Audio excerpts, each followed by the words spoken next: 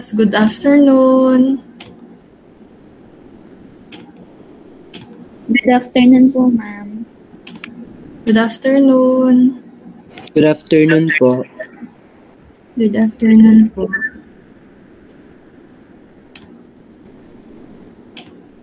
Okay. So, bago tayo mag-start, baka pwedeng mag-open muna tayo ng camera. May nakikita kong face.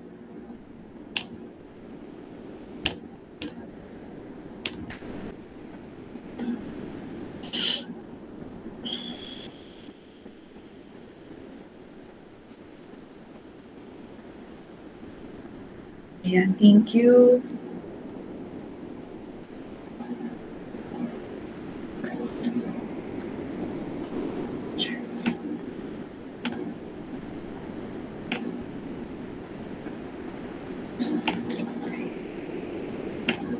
Okay, so supposedly dapat ay face-to-face ngayon, pero dahil nga syempre nakakahiya naman sa mga malalayo na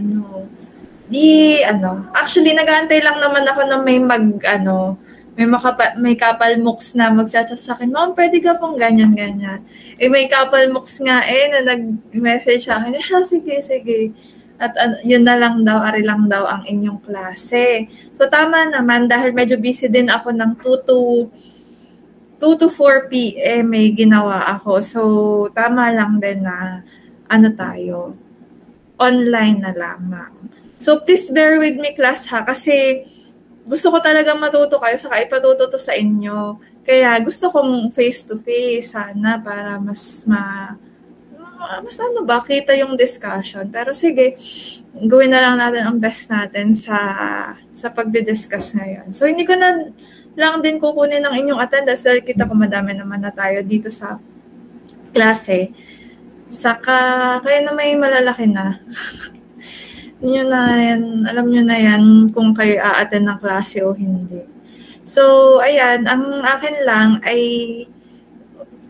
tayo ay mag-focus sa discussion.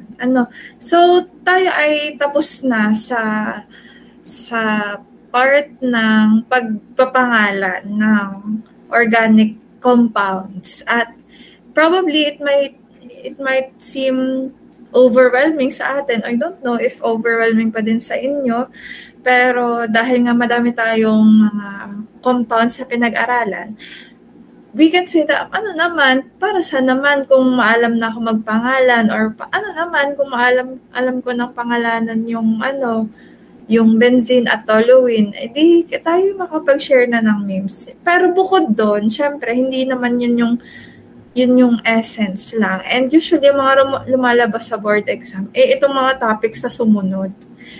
Ito. So, dahil nga yung functional groups sa mga organic compounds might seem overwhelming, how much more kung pagsasamahin natin sila at aanlamin natin ang reaction nila sa isa't isa. So, siguro lalong mas overwhelming. Kaya, sinaside ko dito yung example. Meron tayong GPS, meron tayong map, saka meron tayong simple directions na nakasulat sa papel. So ito, hinahalimbawa ko to sa kapag pupunta tayo sa isang unfamiliar place. So ngayon, siguro hindi na tayo takot na mag-navigate sa pagpunta sa ibang lugar. Halimbawa, pupunta tayong Tawi-Tawi. Hindi na siguro ganun kahirap dahil meron namang mapa, meron namang Waze, meron namang Google Maps.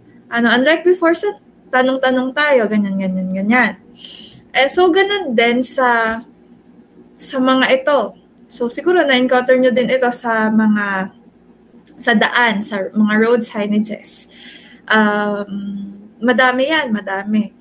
Kung para i-guide tayo kung bawal ba ang U-turn dito, ano ba ang maximum speed, wala bang left turn or right turn? May ginagawa ba sa kalsada? Pwede ba may bicycle lane ba? Etc. So, meron tayong tinatawag na, sa organic chemistry, meron tayong tinatawag na reaction mechanism. Siya ay step-by-step sequence that help us keep track of electron movements, bond that break and form, and any molecules that show up over the course of a chemical reaction. Kumbaga, itong reaction mechanism will serve as our GPS and our map para malaman natin saan ka tayo papunta or ano ang kakahinatnan kapag nag-react tayo ng dalawang organic compound. Maka-form ba tayo ng reaction? May explosion ba? No reaction? And paano ba nagbe-break ang bonds? Basta-basta ba yun na kapag sigma bonds or pi bonds? Ano ba ang ating mechanism? So itong discussion na ito, pinakasimple na sa buong mundo. Ito na talaga yung pinakasimple na magagawa ko. At yun nga, parang ang motto ko, hindi ko na parang para pabidahin pa yung sarili ko na, wow, grabe, ang daming mga sinasabi. Dahil kapag pag dami na sinasabi or mas komplikado, ay mas lalong hindi naintindihan, hindi relatable. Naiinis lang yung so ano ba yung ibig sabihin ng mga ganyan. Kaya nila ang PowerPoint ko, yung pinaka-summary lamang. Pero capture naman din ang gist ng ating discussion. So kung ang GPS, ang maps, or yung ating mga road signages ay merong arrows, sa organic reactions, meron din tayong arrows na tinatawag. At bukod dun sa substrate, sa reactants, saka products, ito din yung symbol na makikita natin sa organic chemistry. So kapag forward reaction, it means na meron tayong formation ng reactants to products. So syempre reactants, kumbaga yan yung ating main ingredient sa pagluluto, or kapag sa unit operations, yan yung ating raw material. And it will yield to our desired product. Kapag naman right to left, edi products to reactants. Another arrow na may encounter natin ay ito. Double arrow. Pointing to the left and right. Ibig sabihin nito is reversible yung operation. For example, ay mixing of salt and water. So, ang ating reactants ay salt and water. Ang ating product ay salt solution. So, pwede siyang forward, pwede din naman backward. Ang ating salt solution, kapag nag-apply tayo ng high heat, ay makaka-form ng salt and H2O in vapor or gas form. Vapor na siya. So, reversible. Ito naman, reversible and at equilibrium. So, equal lang ang rate of formation ng reactants and products kapag ganyan. So, kung mapapansin natin, half-headed arrow lang siya. Ito naman, products are favored. So, mas mabilis ang formation ng products compare sa formation ng reactants kapag ganyan. Dito naman, reactants are favored. Mas mabilis ang formation ng reactants compare sa products. Kapag ganito, class, ang tawag dyan ay resonance. So, ito, hindi naman siya part ng organic reaction. Ang pwede kong i-example sa inyo ay itong sa benzene.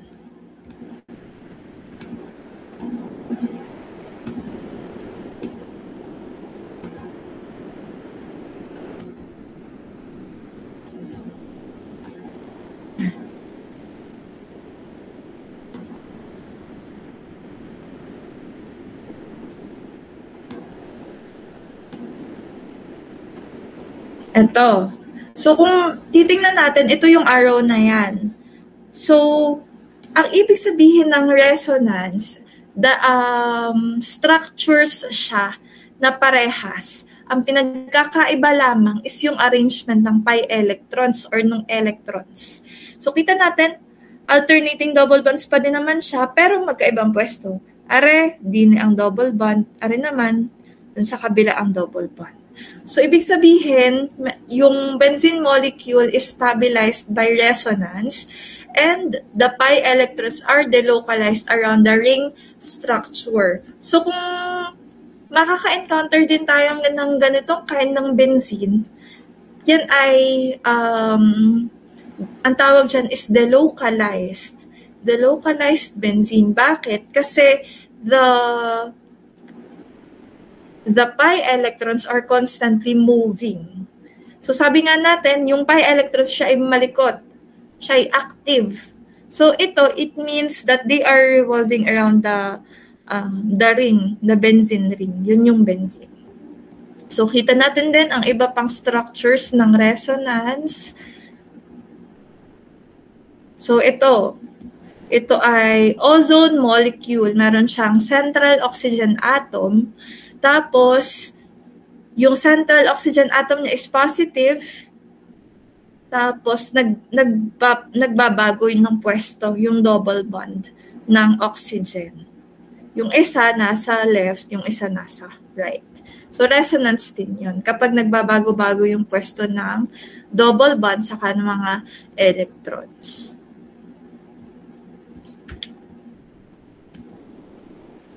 Next. Ito naman, tinatawag natin siya na electron transfer or electron pushing. Without this arrow, hindi tayo makakapag-break and form ng bonds. So para siyang bent like arrow. And usually hindi laging papaganyan, minsan pabaliktad din. Paano natin malalaman kung papaganyan o papaganyan? Paano natin malalaman? Kasi ang mechanism ng electron pushing or electron transfer ay laging from rich to poor. Siguro lagi niyo lang naririnig yan. Rich to poor, ibig sabihin, yung electron-rich region, siya yung makapagbigay ng electrons sa electron-poor region. Siyempre, yung rich magbibigay sa poor. And kapag full-headed arrow, ibig sabihin, dalawang electrons yung nag-migrate or dalawang electrons yung na-donate or nag-transfer. Kapag naman half-headed arrow, edi isa lamang. Kapag nag-aral tayo ng bond cleavage, mas maiintindihan nyo kung kailan ginagamit ang full-headed, kailan ginagamit ang half-headed arrow. So in summary, ito yung mga nabanggit kong arrows. Kapag forward reaction occurs, reversible reaction, resonance. Yung retrosynthetic, hindi pa din yun na-encounter na ginamit sa Tignan nyo dyan, coming soon. Two electrons are being pushed, yan yung full-headed arrow. Kapag reaction doesn't occur, may dalawang line or may X, equilibrium, ganyan. Equilibrium favors products, equilibrium favors reactants, and one electron is being pushed. Alright? So, of course, ang lagi lang natin, or 90% of the time, ang gagamitin lang natin ay areng forward reaction. Ang mahalaga kasi natin is ma-establish natin yung foundation kasi paano tayo gagaling kung hindi na naman natin naintindihan? Basta, back to basic lamang. So, aralin din natin ang explanation. So, dito, meron tayong carbon na may 3 methyl groups. Of course, masasabi natin na unstable siya kasi may positive charge at bukod pa doon, hindi niya nakompleto yung octet. Kulang ng isang bond, 6 lamang are. So, ibig sabihin, positive siya. Bakit positive, hindi negative? Positive kasi kulang nga ng electron. Yung electron ay negative. Kulang ng electron, kulang ng negative charge. Kaya siya ay tinatawag na carbocation, which is unelectrified. Ibig sabihin, itong site na ito ay electron-rich or electron-poor. Sige nga, pakitype. Carbon is electron-rich or poor?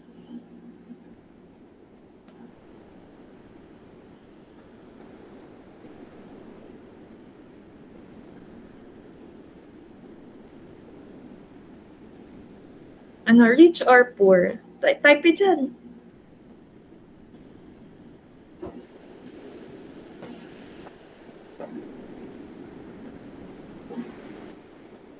Nag-aantayan pa i-enter. Ayan, electron poor. Kasi nga positive, kulang ng electron. So tinatawag natin siyang carbo-cation, which is an electrophile.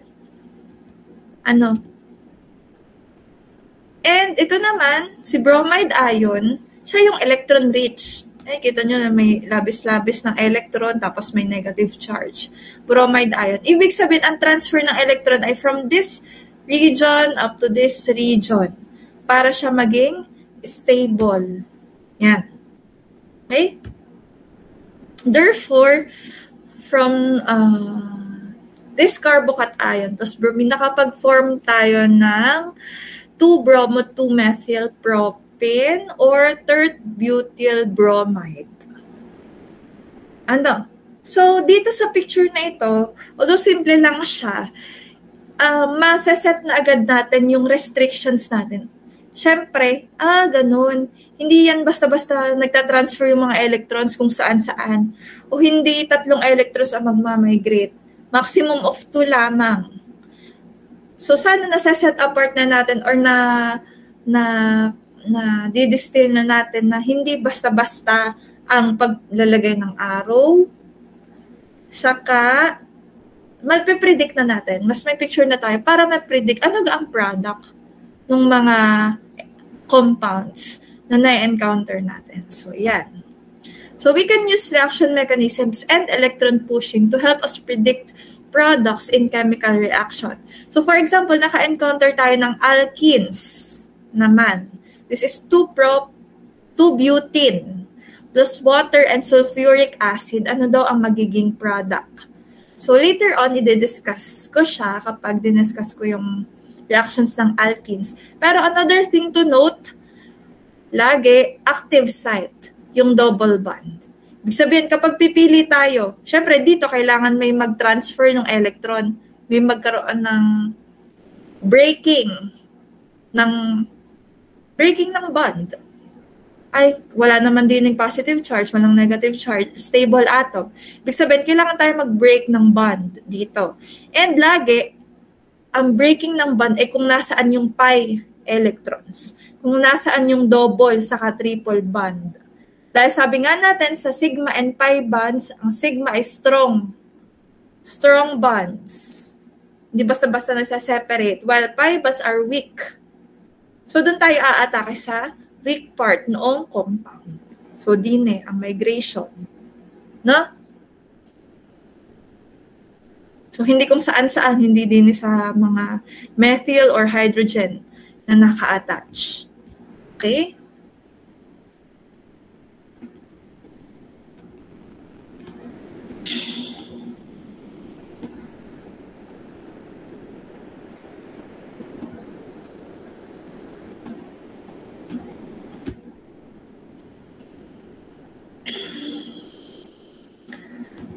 Okay, so next part naman po is the organic reactions. Sabi dito, studying organic reactions seem to be a formidable task due to their great number and range. But actually, pwede natin siyang i-classify into 6. Ang aking example dito ay 6. 6 na categories. Kung inyong narinig, siguro na-discuss na natin sa Gen Chem yung addition, reaction, elimination, substitution, rearrangement. So, i-review lang natin siya para ma-apply natin sa organic reactions. So, sa dinami-dami ng organic reactions, 6 lang ang classifications niya. So, first things first, in defining the different types of reaction, we shall put emphasis on the changes that occur in bonding to carbon atoms in the substrate. Ayun pa.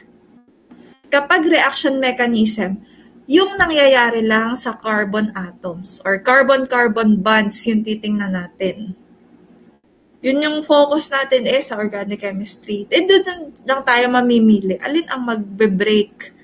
Alin ang mag-form? Ibig sabihin, we shall put our focus in the bonding of carbon atoms doon sa substrate. And yung substrate natin, yan yung organic compound, yung ating reactant may be organic or inorganic, and yung product may be inorganic, maybe organic or inorganic din.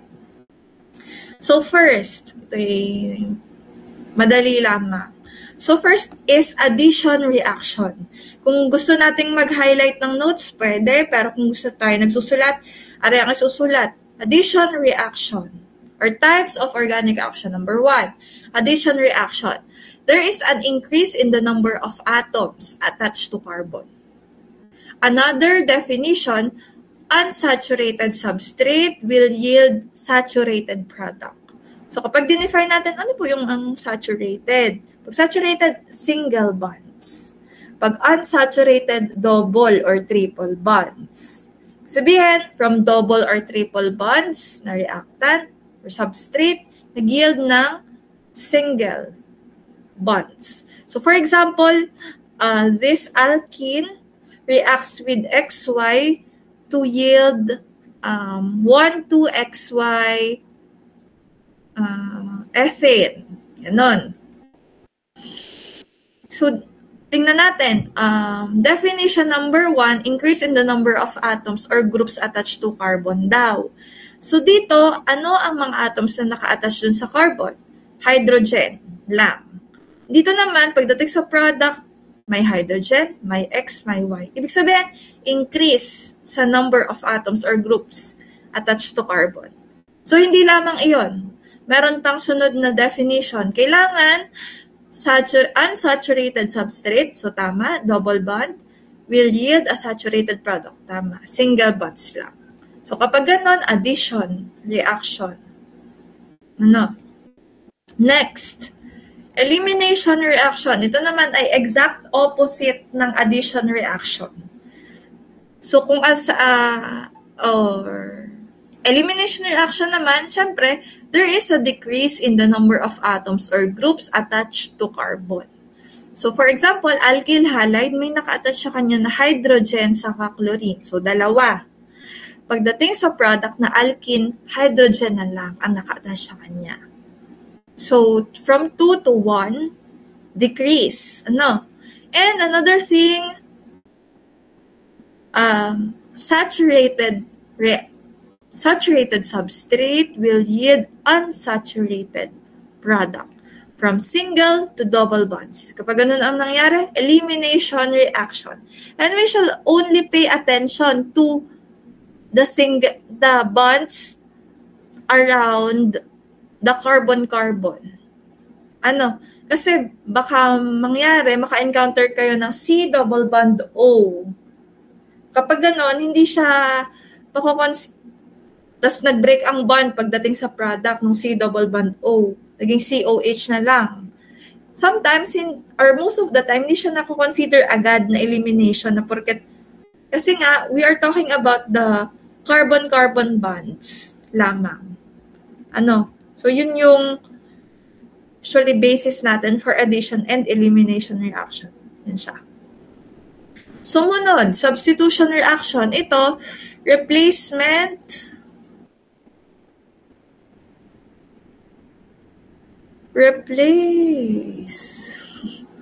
Saan na?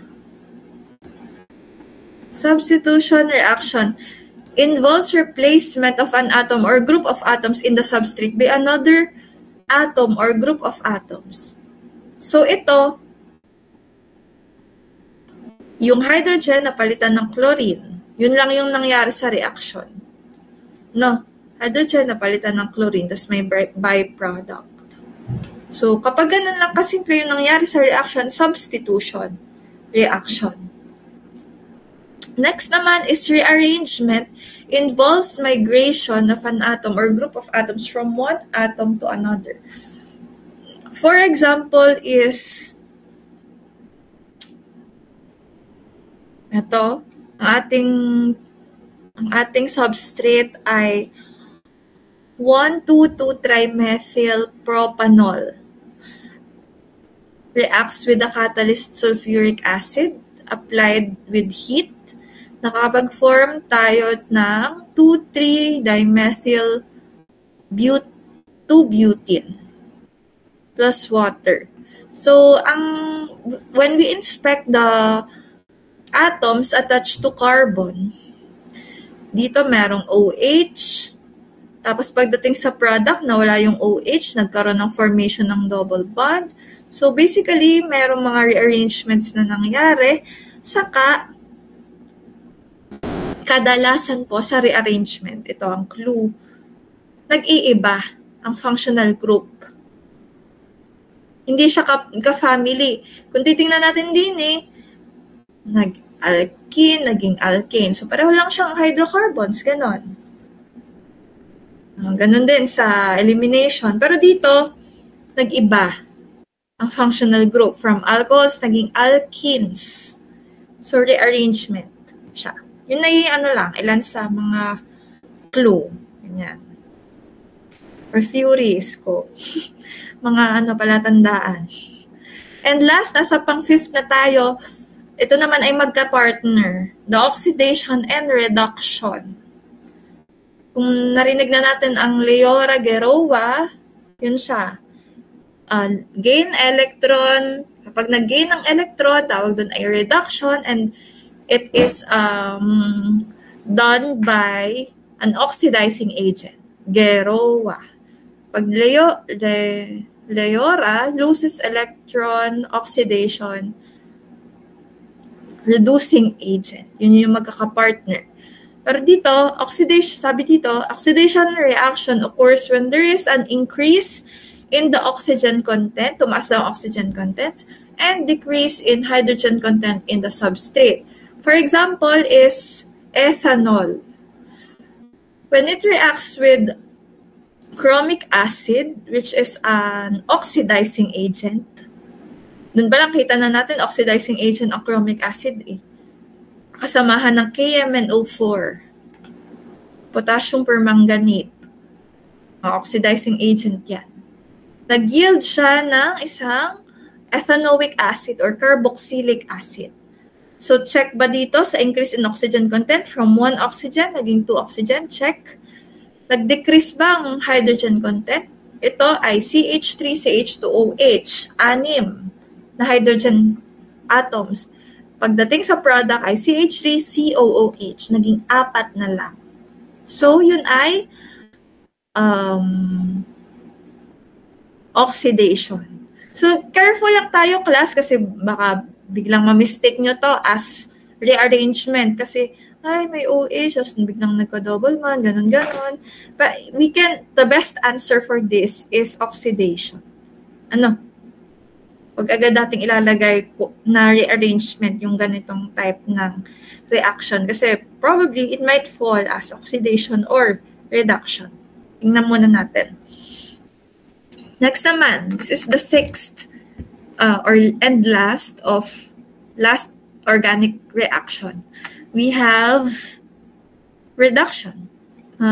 This is 2-propanone reacts with sodium borohydride and ethanol, yields 2-propanol. So sabi, kapag daw reduction, increase naman ng hydrogen content and decrease in the oxygen content of the substrate. So dito, we can see na one or doubly bonded oxygen naging single bonds OH. So, decrease in oxygen content. Pag kasi double bond as compared to single bonds, mas mataas ang elemental content ng mga naka-doubly bonded elements. And then, increase naman ng hydrogen content from 6 hydrogen naging 8 hydrogens. Thus, the reduction siya. Alright, so I hope na digest ninyo yung 6 na types of organic reactions: addition, elimination, substitution, rearrangement, oxidation, saka reduction. So kindly look into page 6 of the handouts at sasagutin natin yan orally. Actually, ang gagawin natin ay graded recitation. So, kung sino yung makapagsagot at makapag-explain o makapag-raise ng hand, tapos siya yung una na tama, bigyan ko siya ng 2 points. 1 point kapag tama yung type of organic reaction. And another point, kapag tama yung explanation, bakit yun? No? Sige. Ano muna? 2 minutes.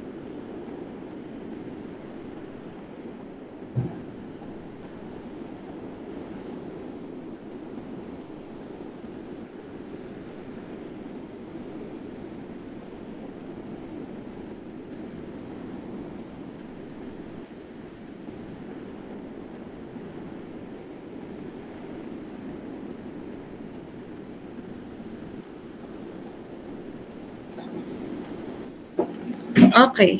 So, gagawin natin ay mag-raise na lang ng hand. Tapos kung sino yung unang lalabas dito, siya yung tatawagin ko. So, for letter A, kindly raise your hand if you want to answer. Okay, Mr. Apple.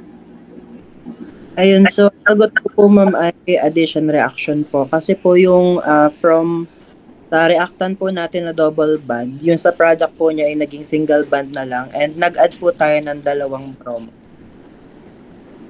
Nag-add ng dalawang? Bromo po, Bromine? Okay, sige.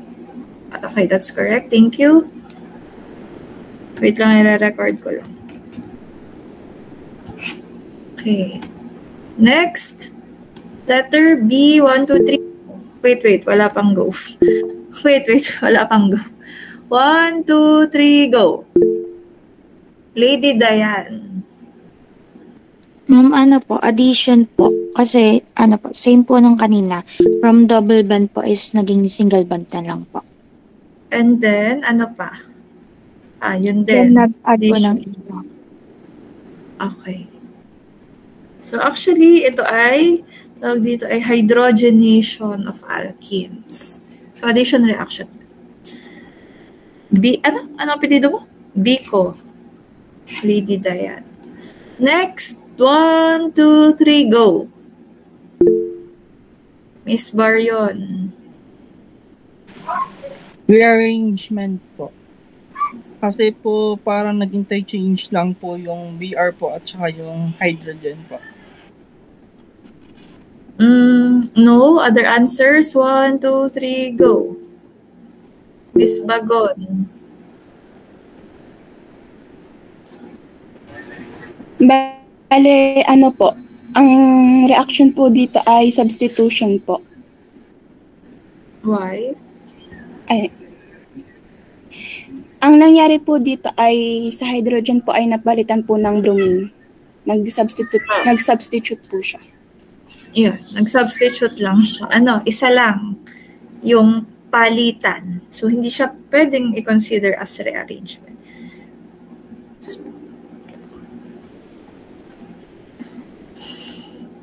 Next letter D. 1, 2, 3, go. Ishamesim. Reduction po. Dahil po yung oxygen po is dating 10, naging 6 na lang po.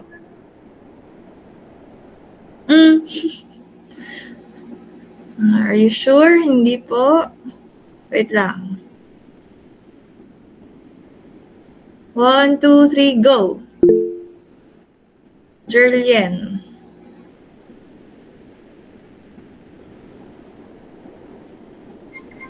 Ano po siya? Oxidation and reduction po, reaction.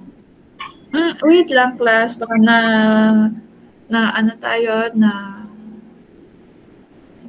nalilito, napapuzzle. Yung oxidation, ano lang siya, oxidation. Reduction, ibang siya. So, ano talaga? Ano to? Ano tong letter D? Sige. 1, 2, 3, go. Miss Biko. Oxidation po. Kasi nag-retain lang po yung hydrogen pero nag-increase po yung oxygen. Nag-increase from 10, naging 10. Actually, 10, naging 10 pa din, no? Hindi naman. Ito 10 oxygen atoms, 10 oxygen atoms. Bakit kaya ito ay, ano kaya to? Bakit kaya siya? Ano kayang sagot niyan? Pero tama, oxidation yan. Bibigyan kita ng point, Miss Biko. 1 point. So, oxidation yan, class. Bakit? Mr. Sola.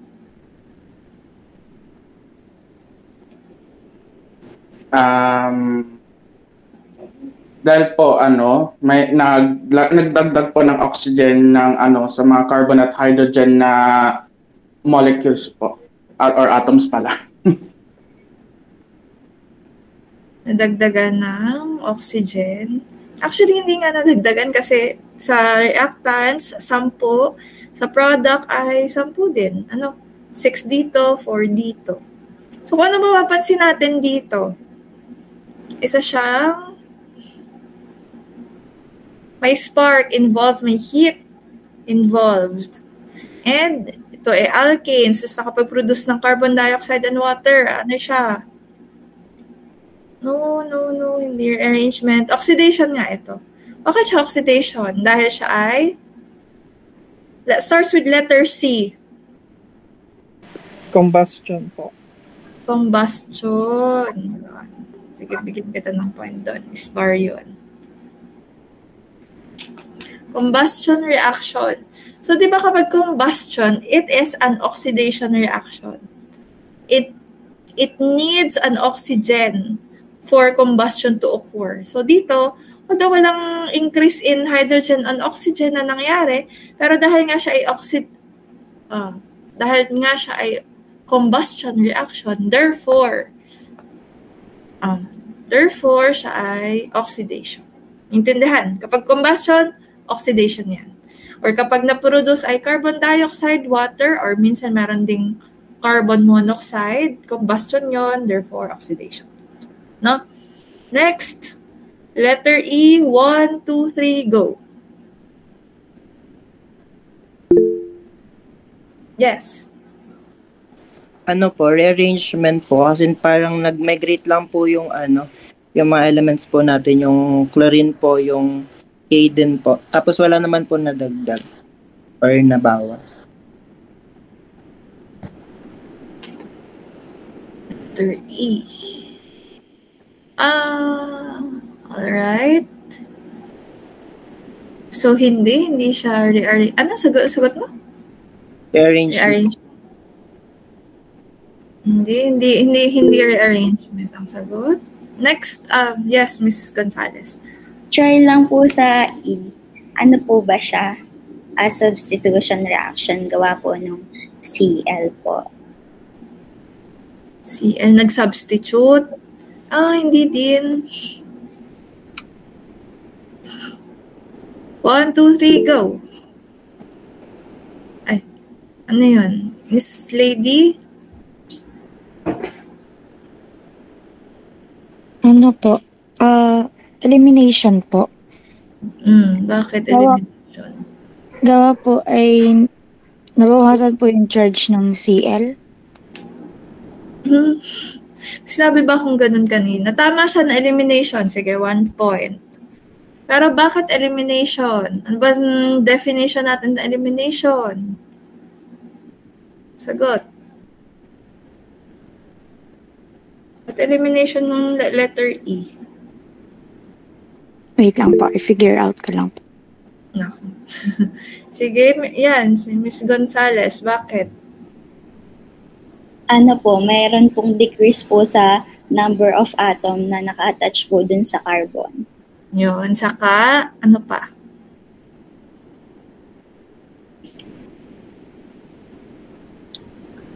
Ano pa yung isang definition natin kapag elimination?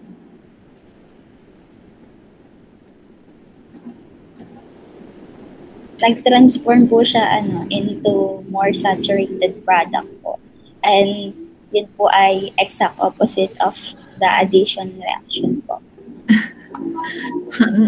Letter E? Anong na-form sa letter E?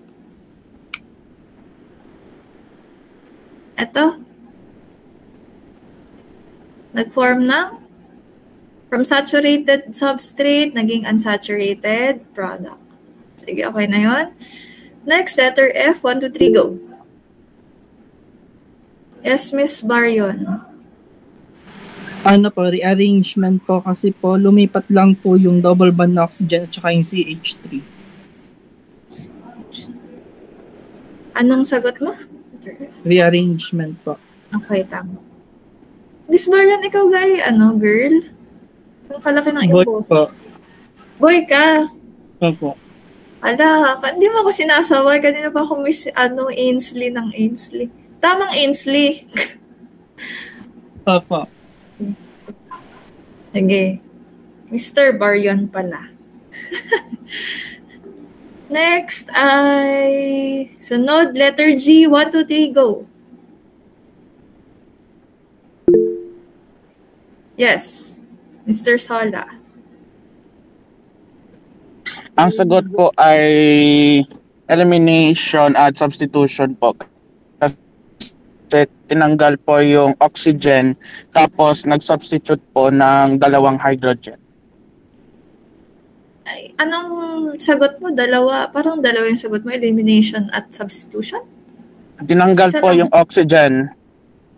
Opo. I mean, Ay, isa lang? anong yung sagot mo? Oo.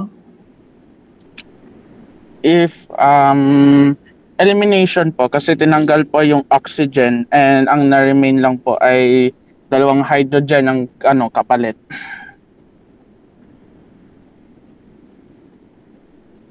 Elimination.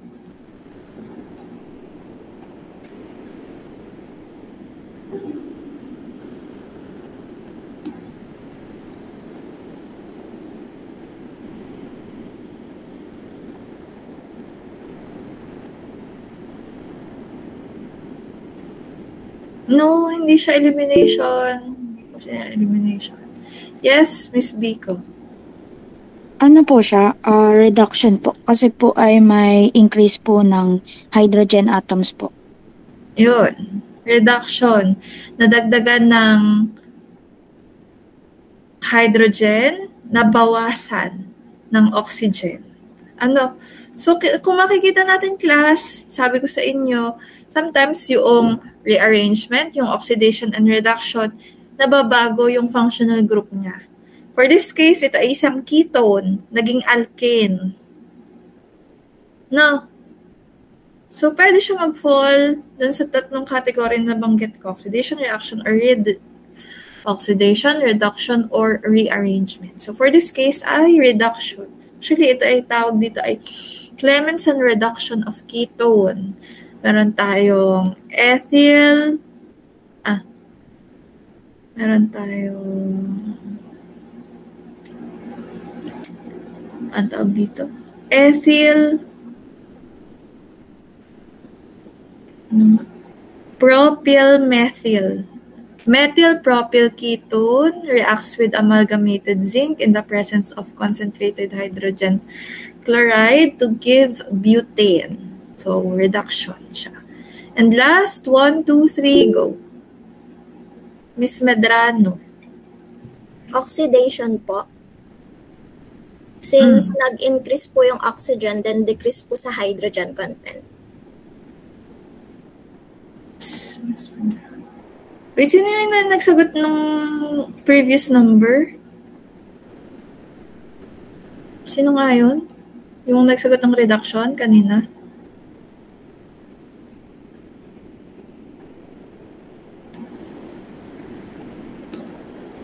Hindi ko yata nadagdagan. Si Lady Diane ba?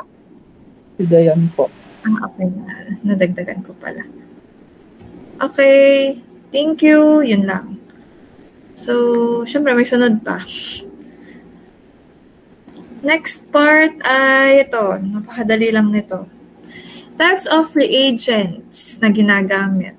So, the reagent together with the reaction condition employed determine the bond cleavage that will occur in the reaction.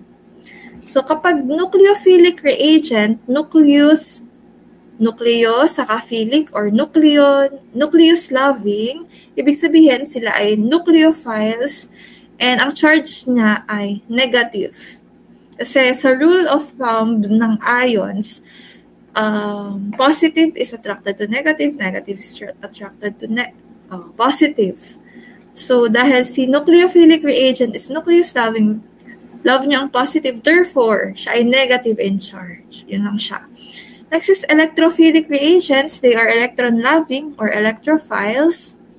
Ito naman ay positive charge. And radical-like are species having an odd number of electrons. And they are very reactive and attack positions of high electron density. So again, nucleophilic I negative, electrophilic I positive, radical like I odd number.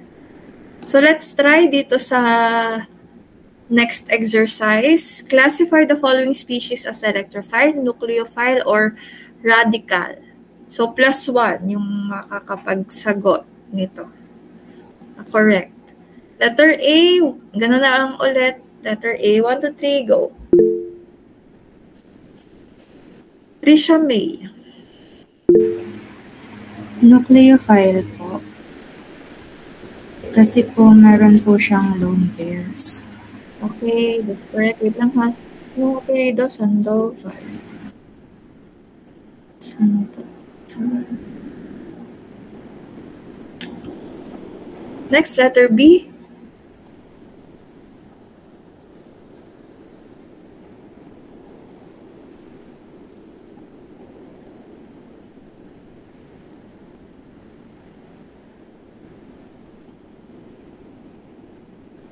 Ano? Tingnan nyo, i-identify nyo yung yung Lewis structure. Yes, Mr. Sola.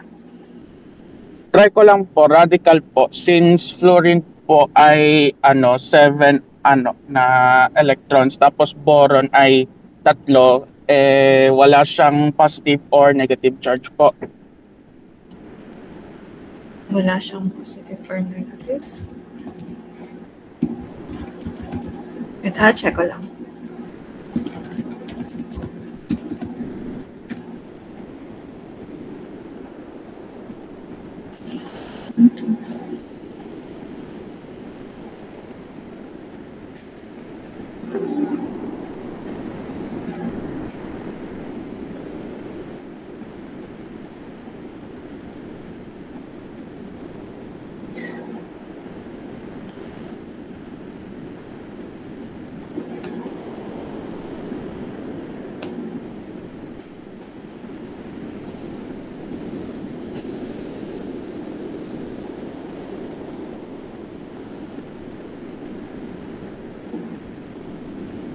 Sorry class, ano pala to, stable pala siya na molecule. Itong BF3. Kasi wala na, itong fluorine, na-complete niya yung octet, tapos itong boron ay incomplete octet. Stable siya, wala siyang lone pairs, wala siyang positive or negative charge, pero yun nga, stable pa din siya kasi hanggang 3. Boron only has 3 valence electron. No? Mali yan, mali. Wala, stable yan. Wala to. Hindi siya nucleophile, electrophile, or free radical. Next, letter C. Mr. Baryon. Nucleophile po kasi po siya yung nagdo-donate po ng electrons para makabuo ng bond po, chemical bond. Okay. Wait lang. Baryon.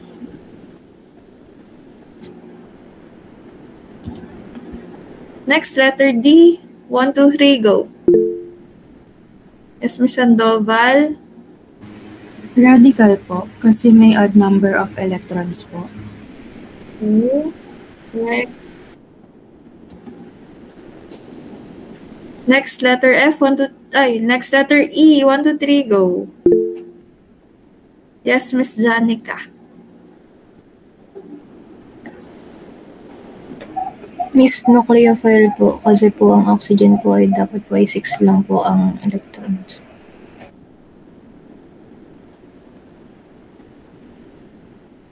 Nucleophile siya kasi negative, charge, saka, ayun, active site ito. Next ay letter F. Ito, ibig sabihin nito sumobra, sumobra siya ng electron in it. So, nucleophile pa din. Letter F, 1, 2, 3, go. Yes, Miss Lady. Nucleophile po. Kasi po negative po. Okay.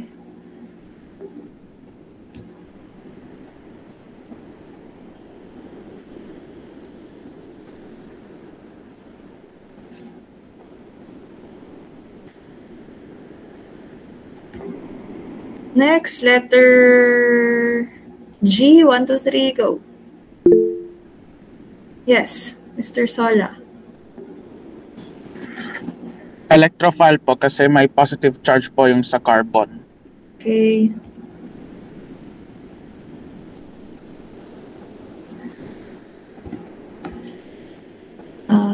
Letter H.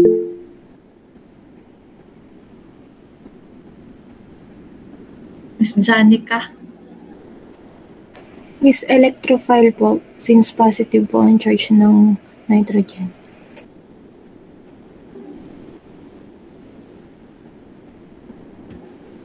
Okay, correct. Next po ay I. Miss Gonzales. Radical po, may sobra pong electrons.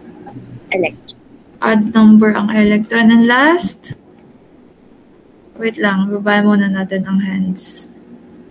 1, 2, 3, wait lang. 1, 2, 3, go. Miss Biko.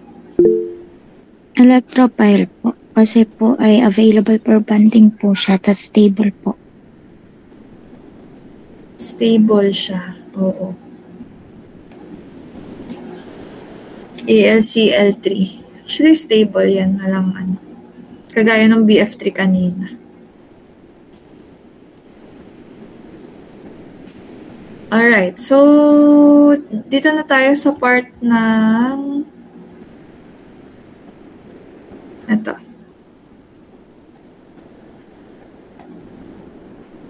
Types of bond cleavage.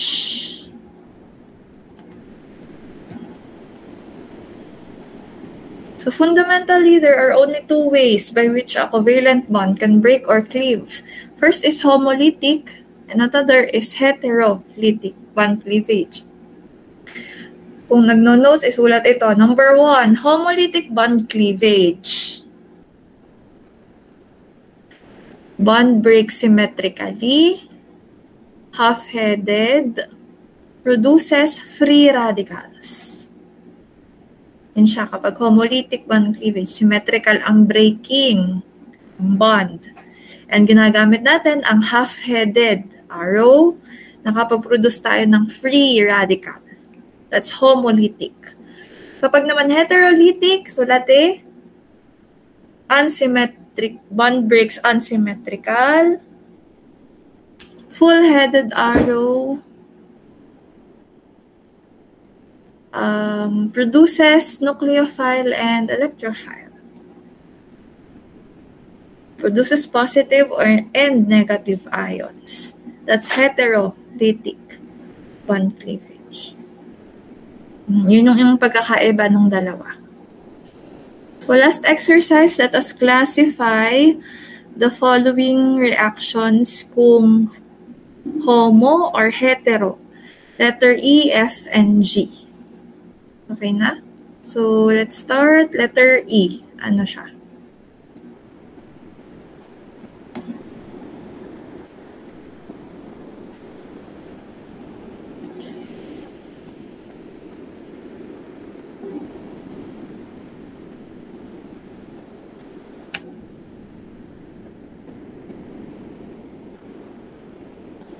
Letter E. No, raise hand.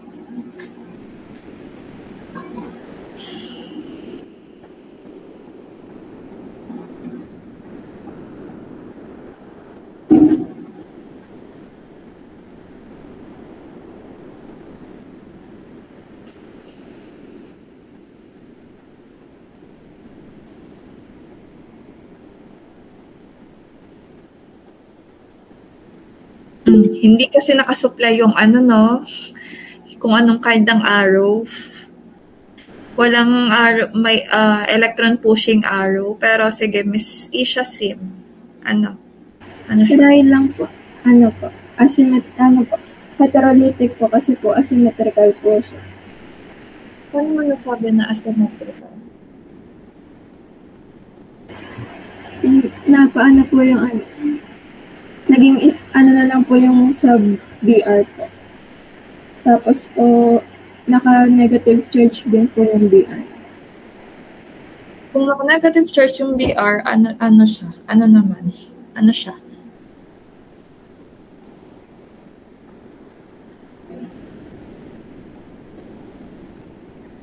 So, tama na heterolytic, no? Bakit?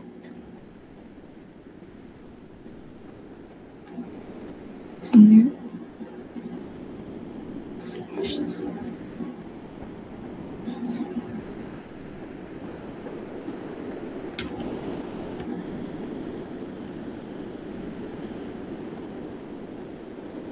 Bakit heterolytic?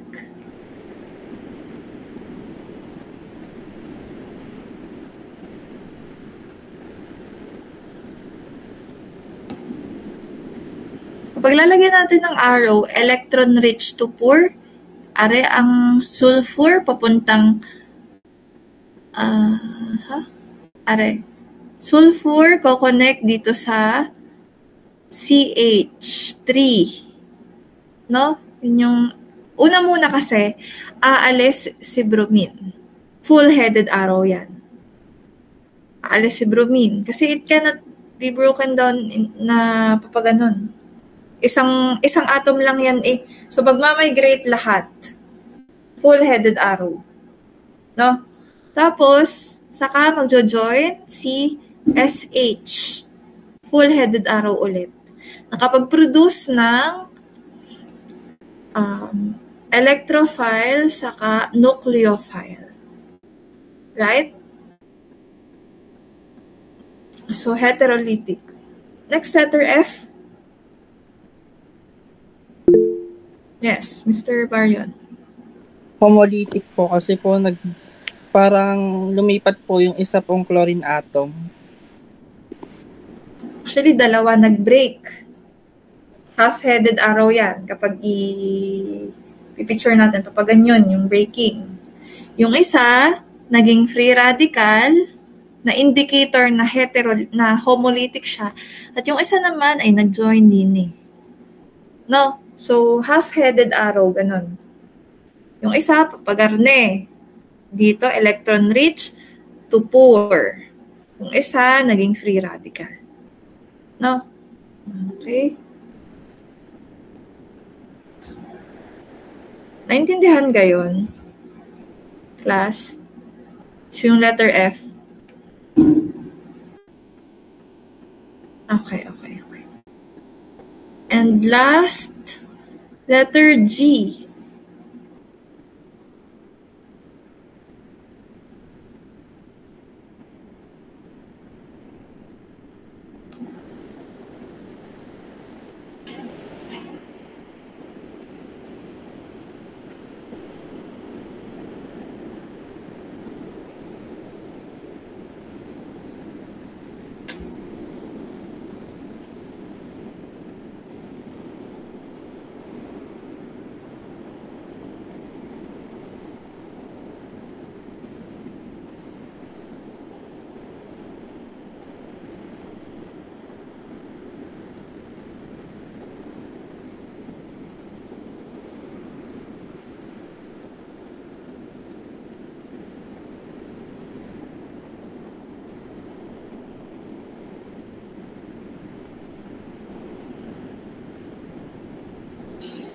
No, sa letter G.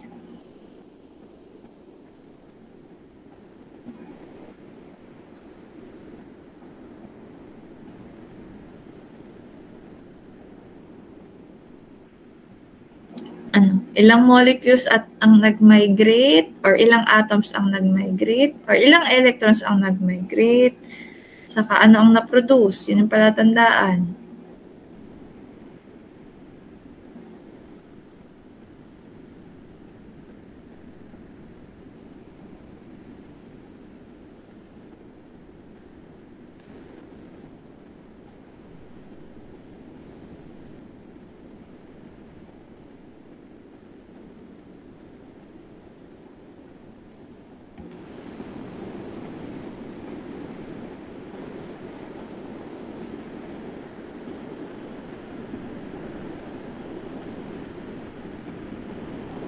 No, class? Letter G. Ito na lang. Ilang electrons ang nag-migrate din sa substrate? Kung makikita natin, double bond. Oh, yes.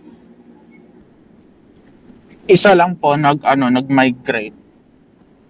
Right. I think. Bakit isa? Kasi 'di ba double bond, ilang electrons meron sa isang bond? Yes. Ikaw pa din. Jarel.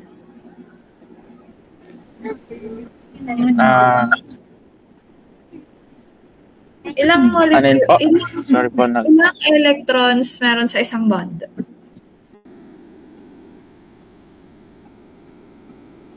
Yung sa double bond po. Ayan, ilang electrons? Dalawa yung double bond. So tinanggal po yung isa. Therefore, ilang electrons ang naalis? Isang natanggal po. Tapos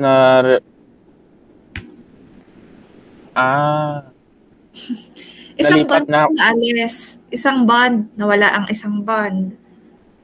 Pero doon sa isang bond na yun, ilan ang electrons doon?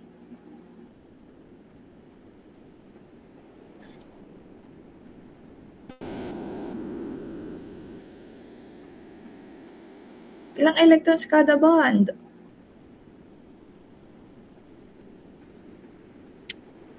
Tatlo na po yung sa may yung sa resultant. Hindi. Sorry. Hindi. Ganito class ha, kita natin double bond or this is an alkene, stable compound. And dun sa product side, nawala yung double bond, naging positive si carbon. Ibig sabihin, nawala yung pangalawang bond, yung pi bonds. Dun sa pi bond na yun, ilan ang nawalang electron? Ilan ang nag-migrate? Dalawa. Right? So, ibig sabihin, kapag dalawa, full-headed arrow ang ginagamit natin.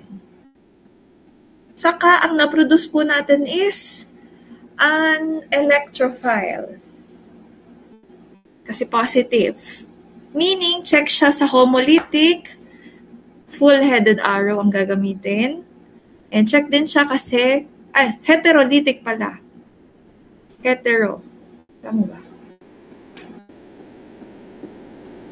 Full-headed nga ba pag hetero? Oo, full-headed. Yun. Saka, ang tawag dito? Ulit nga, full-headed arrow ang ginagamit natin dito kasi 2 electrons migrated. Saka lang pag-produce tayo ng electrophile. Pag ganon, heterolytic. Okay, I hope clear po tayo dito sa homo and hetero. Do we have questions? Clarifications? Kailangan nating iintindihan, ilan bang molecules yung nawawala? Isa ba? Ilan ba yung molecules na naalis? Isa ba o dalawa? Kung isa, edi hetero. Half-headed. Kung dalawa, homo. Full-headed. Ano ba yung na-produce? Free radical ba? Electrophile ba? Or nucleophile? Yun yung mga palatandaan para malaman natin yung classification ng bond cleavage. So, yun lang class. Yun lang yung discussion natin for today. Itatanong ko lang kung available kayo on Tuesday at 1 to 4 p.m. for a makeup class. Pero don't worry class, mabilis lang ako mag-discuss. It will only last for more than an hour. Wala pang 2 hours. 1 to 4 lang yung i-declare. Okay ba kayo? Tuesday? Class? Yung iba? Okay naman. Sige. So, yan class, makeup class tayo ng promise, wala pang 2 hours. Sana, kapag nakikooperate kayo. Just like today. Yan lang class. Thank you. Have a restful weekend. Bye-bye. Thank you po, ma'am. Thank you po.